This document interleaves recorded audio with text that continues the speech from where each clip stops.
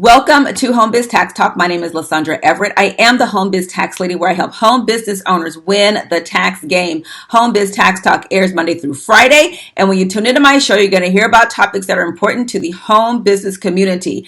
Right now, there's a lot of talk going on about the new W-4 and withholdings. We have a lot of business owners who are working part-time on their dream and full-time on their jobs, but I also have people who just find these things on my channel and may not be home business owners. But the new W-4 really is the talk right now because it is a huge, huge change from previous versions. And so right now, during, at the time of recording this video, because who knows when you'll see it, right? We are seeing a lot of taxpayers who have claimed exempt on their W-4 and are in sticker shock come tax time. So I really want to talk about that. One of the main reasons that people claim exempt on a W-4 is to get more money home in their paychecks, especially if they're used to getting a refund. But the thing that you have to understand is you have to know why you are getting a refund, okay? So let me talk about how you qualify for exempt, and then we'll go from there. So in order to legally claim exempt from withholdings, that means that you expect to earn less than your standard deduction and have zero tax liability. Okay. So for 2020, this year, so when you file for in 2021, the standard deduction for single is $12,400. For head of household is $18,350. And for married filing joint is $24,800. So if you are working and you are expecting to earn less than these amounts, then you would be exempt from withholding. Now, the thing that I also want you to pay attention to when you file your taxes, I want you to look for the line that says total tax, okay? Because if you have $1 of tax liability, if you have $100 of tax liability that's due, you do not qualify for being exempt, okay?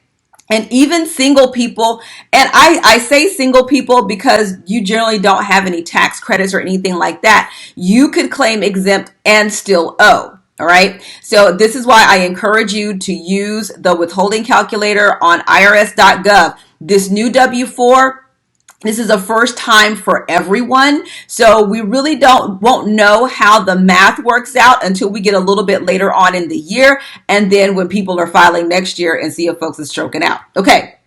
So like I said, there are people who are claiming exempt on their W-4 when they really don't qualify for exempt. And it's because, I got a refund. Well, you have to understand why you're getting the refund, because there's two ways to get refunds. The first way is if you have been overpaying in your withholdings, okay? So if you've got a tax liability of your total tax is, let's say, $500, and you've withheld $1,000 from your paycheck, then you're entitled to a $500 refund, okay? That does not mean that you're exempt, because at that point, with this same example, if you file for exempt and you have a $500 tax bill and you have no withholdings whatsoever, when you file, then you're going to owe $500 to the government. Okay, this is why it's important to know what your total tax is, not the end result of whether you owe or get a refund. You need to understand what your total tax is. You got to review your tax return to know that. Okay. Now, then the next way is through refundable tax credits, okay? Our earned income tax credit is our largest paying refundable tax credit. The child tax credit a portion is refundable. We also have tax credits that are not refundable, okay? So what does that mean? That means a refundable credit is a dollar for dollar reduction of your tax liability, and it can take you below zero. Okay, that's what a refund is. So if you have someone that receives the earned income tax credit, for instance, that means that they have no tax liability, and then whatever they qualify for the earned income tax credit, it's refundable. They will get a refund.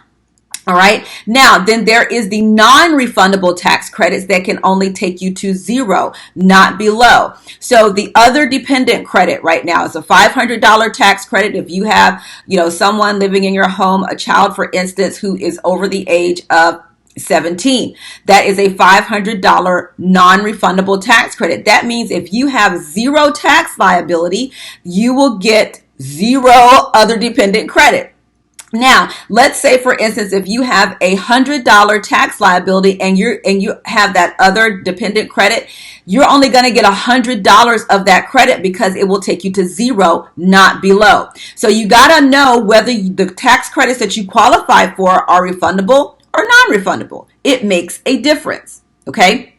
So you have to understand why you're getting this refund. Is it because you're overpaying in your withholdings, or is it because you are eligible to receive refundable tax credits? Okay, it makes a difference because at some point those tax credits may fall off. And I'll give you an example. If you've got a teenager that's going to be over the age of 17 by the time you file, guess what?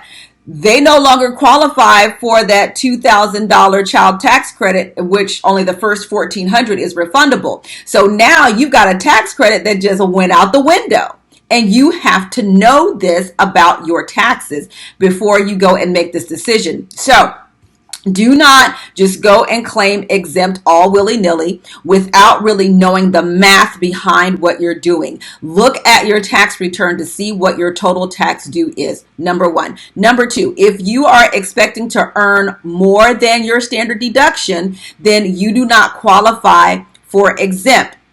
Now, do people play with their W-4s all throughout the year? Absolutely. There are some people who go a couple of months claiming exempt and then they, turn it back on, for the rest of the year. Okay, but this is why I tell you, go to the IRS withholding calculator to make sure that you are on par with your withholding so you can make those adjustments throughout the year and you're not having a stroke come tax time. And if you are getting more money home in your paycheck and you know it, if you know that you claimed exempt and you don't qualify, I highly suggest that you put that money somewhere that's liquid and is earning some money for you so that you have the money available to pay your tax bill come tax time. Okay? Now, beyond that, if you are consistently claiming exempt and you do not qualify to be exempt, and you are creating this tax bill that you are not paying, the government will contact your employer and they will send you a letter also. But they will contact your employer and say, hey, this person is not exempt. Okay?